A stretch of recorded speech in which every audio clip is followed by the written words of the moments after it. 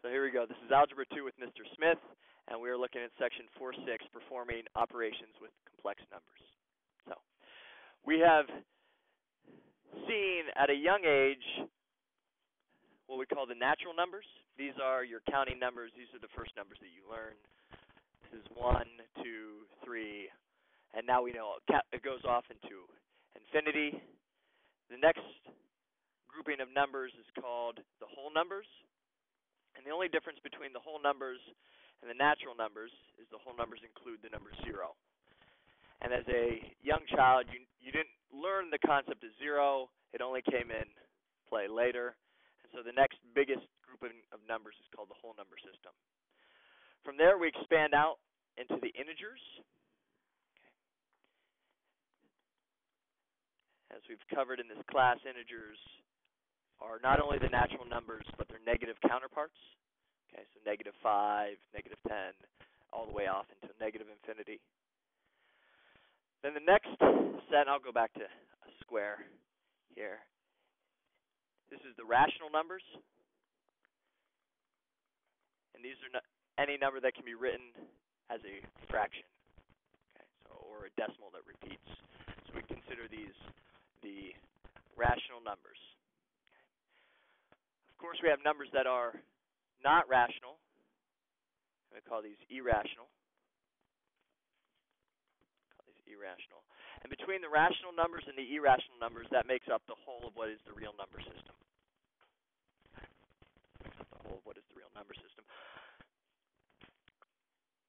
But there's a bigger number system that incorporates all of this. Okay, it incorporates all of this, but it's bigger yet, and it is called the complex number system.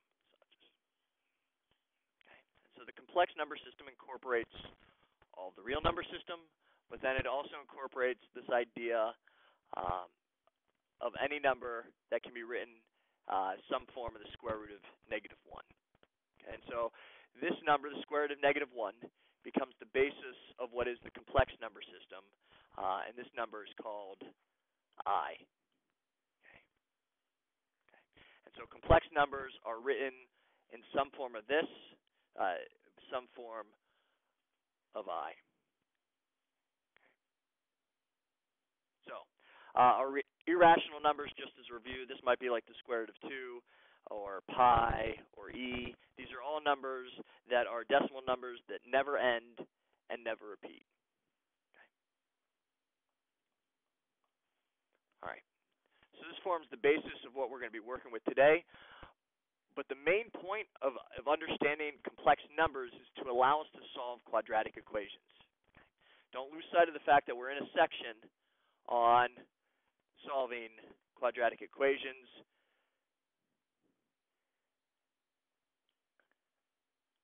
And so here's one. Okay, let's just jump into it. This is the real application here. We're going to go a little bit deeper, but ultimately this is the type of problem that we're looking to solve. And so we're going to solve this using the square roots method that we saw in section 4.5.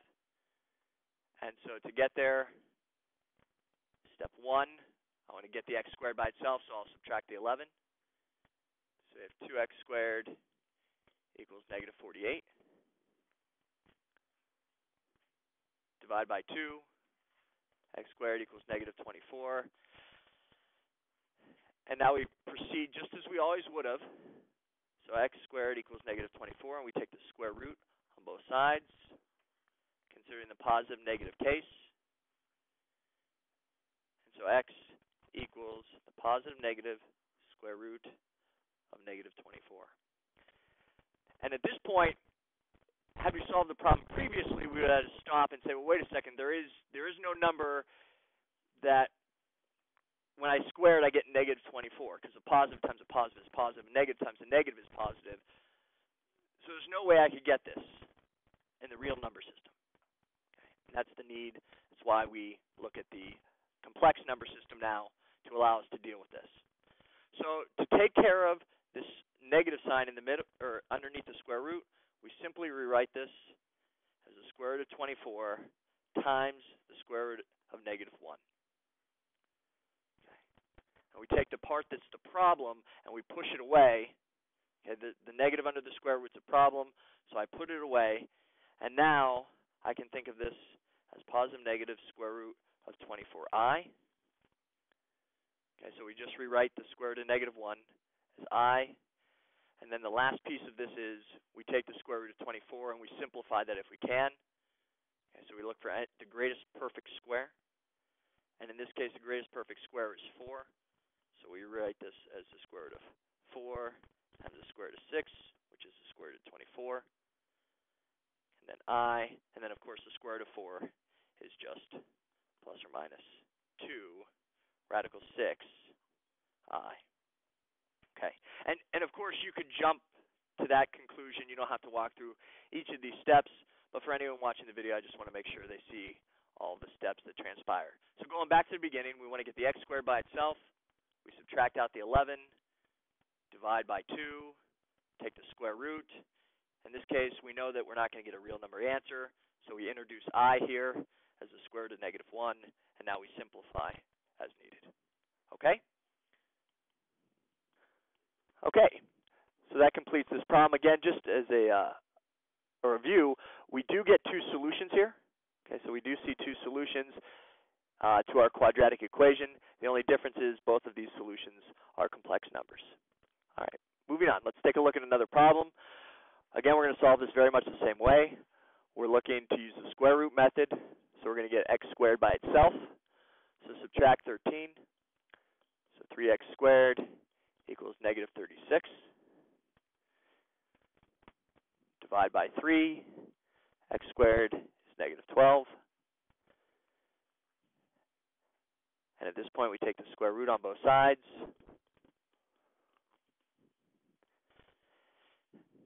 And again, we're considering two cases, so we get the positive and negative case. And x equals plus minus square root of negative 12. I see that this is not a real number. It's not a real number. So we just consider this as the square root of 12, positive negative square root of 12, and we'll simplify that in a moment. And to deal with this negative sign here, we simply tag on an I at the end. Okay. Now we treat it just like we would treat the square root of 12. We go through and do everything to simplify that. The only piece here is to simplify the square root of 12 and tag on the I at the end. So plus minus square root of 12 should simplify into the square root of the square root of 4 times the square root of 3. And so the square root of 4 just simplifies into 2 radical 3I. And there are our two solutions to this quadratic equation. In the past, we've talked about solutions, and these are the points where the parabola crosses through on the x-axis. Okay.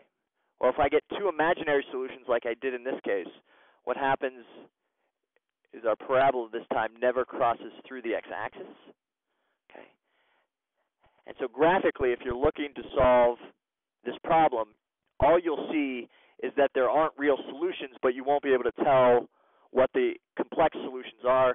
You'll have to use some technique like the square roots method, or in the future, you'll learn the quadratic formula. Okay?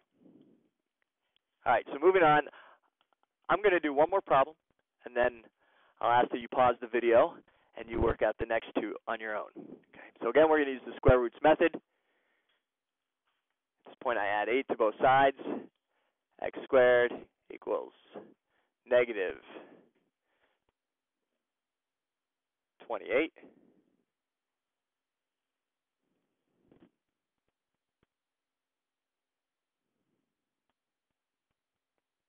Take the square root. X equals plus minus square root of 28. And it's negative. So this is where we introduce our I. So plus minus radical 28I. Again, the I doesn't go underneath the square root there. The I stays out from it. And now if I can simplify the square root of 28, I want to do that. There are lots of factors of 28, but I'm looking for the factor pair that gives me a perfect square. So in this case, 4 and 7 are the way I want to break it apart. So square root of 4, square root of 7i, and of course the square root of 4 is just 2, so 2 radical 7i. Okay, so at this point, why don't you try 5 and 6 on your own, and then when you resume the video, I'll walk through those solutions. Okay, so pause the video now. All right, welcome back. Hopefully you have successfully solved problems 5 and 6 here. The answer to number 5 is positive negative 2 radical 2i. The way we get there is by adding 7 to both sides. So that gives us 3x squared equals negative 24. Now we divide both sides by 3. X squared equals negative 8. Take the square root on both sides. We get positive negative square root of negative 8. Break that out with the I and simplify square root of 8 to 2 radical 2. And you're down at the answer of plus minus 2 radical 2i. On number 6, we subtract out the 30, divide by 5, take the square root on both sides, and we're left with x equals positive negative square root of negative 6. We break out the square root of negative 6 to square root of 6i, and square root of 6 doesn't simplify any farther, and so we can stop there. Okay? Very good. So let's move on. And so we've introduced this concept of imaginary number. And of course, you should have some questions there. Well, can I add complex numbers? And the answer is yes. Can I multiply complex numbers? And the answer is yes. And so basically every operation that we have on real numbers, we also have on complex numbers. And so to begin with, we introduced this idea of separating a complex number. So all complex numbers are in the form a plus bi. All complex numbers are in the form a plus bi. And of course, if b is 0, well, then all we get out is just a real number piece. Okay, that's why the real numbers are a subset. Real numbers are underneath or a smaller group than the complex numbers. And then if a is 0, we get what's called a pure imaginary number. So for instance, 4i or 6i, 10i, those are just pure imaginary numbers.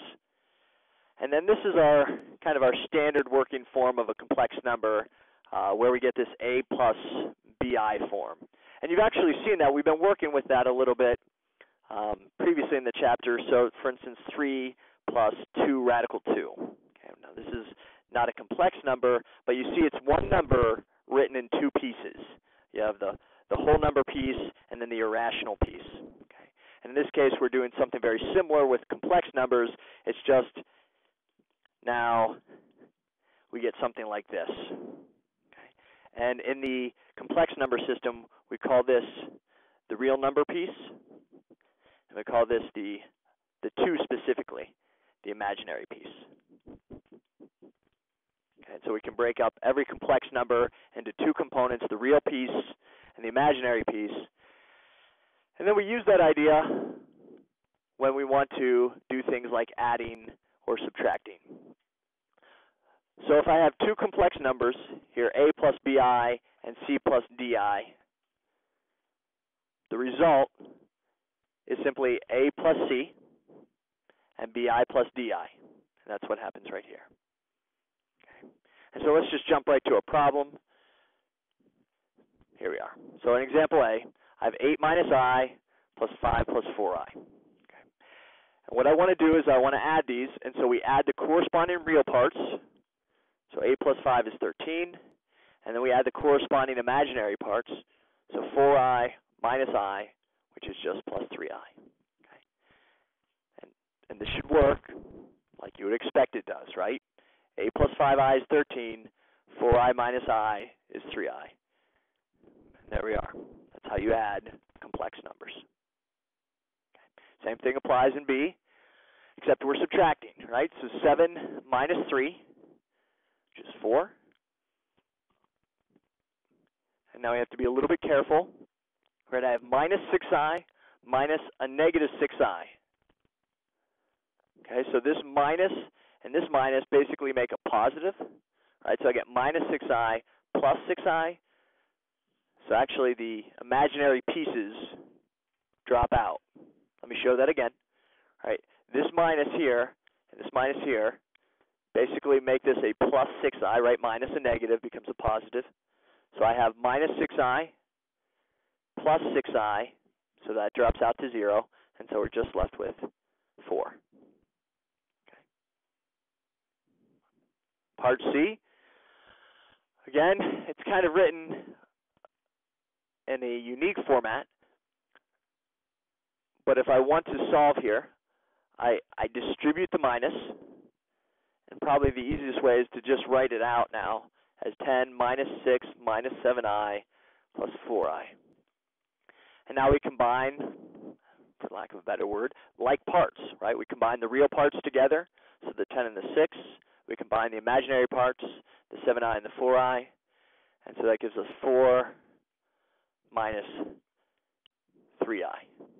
Okay, 10 minus 6 is 4. Negative 7i plus 4i is negative 3i. Okay. So of course, after we do addition and subtraction, that brings us to multiplication. Okay. And before we proceed on these problems, there's one fundamental idea that we need before we can proceed. It's probably redundant. And that is this. So I have I. That equals the square root of negative 1. That's a definition. Okay. Just like pi equals 3.14, I equals the square root of negative 1. But that brings us to an interesting question. What does I squared equal? What does I squared equal? So let's write it out. I squared, so I know what I is. I is the square root of negative 1. But I want to square that. So I'm going to square root and squares, I know those should cancel out. So I get I squared equals negative 1, which is again an interesting result in the sense that I just took an imaginary number and I did some operation with it to another imaginary number, and I get out a completely real number. Okay. Again, let me walk through that process. So I have the square root of negative 1 squared. Square roots and squares cancel each other out. They're opposite operations. And so all I'm left with is what is underneath, in this case, negative 1. Okay.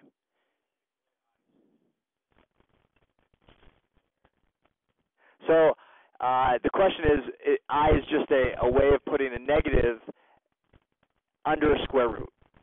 Yes. I is a way for us to deal with that because in the real number system, we don't have a way to deal with it. And now from here, multiplication is going to be handled very much like what we've seen before. Okay, so I have 4i times negative 6 and 4i times I. Right, we're going to distribute just like you would expect to. So 4i times negative 6 is negative 24i. And 4i times positive I is plus 4i squared. So here's where this knowledge that we just worked through comes into play. Okay. So negative 24i, really can't do much with that, but I squared, I know is just negative 1. And so this leaves us with negative 24i minus 4. And as a usual practice, we usually put the real number piece up front first. So we're left with negative 4 minus 24i. Let's throw in some equal signs. Like that. And that is the result, negative 4 minus 24i. This is the result of this multiplication right here. Okay, let's do it again. So here I have 9 minus 2i times negative 4 plus 7i. Okay. We've seen things that look like this before. It looks like two binomials, and in fact, we're going to treat it exactly as such. Right? We're going to multiply two binomials, aka your favorite process, foiling. Right? So 9 times negative 4 is negative 36. So that's that piece. 9 times 7i is plus 63i. negative 2i times negative 4 is plus 8i. And then negative 2i times 7i is minus 14i squared. Okay, careful there. Remember that you are multiplying I times I, so you should get I squared. And now we have a new expression. After we've done our FOILing, we get a new expression with 4 terms, and we try to simplify as best we can. So negative 36 is up front. I get 63i plus 8i, so that should be plus 71i. And then minus 14i squared, so minus 14 times negative 1. So this is really just plus 14, right? Negative 14 times negative 1 is positive 14. And so when we work this out, it looks like we get negative 22 plus 71i. Okay. Let me pause here for a moment. All right, so we're not quite finished with section 4.6. We still need to talk a little bit about division. And there's one other operation that the textbook includes, and that's the absolute value of complex numbers. And so stay tuned for the rest of section 4.6. We'll look at that tomorrow. All right, thanks. Have a good day.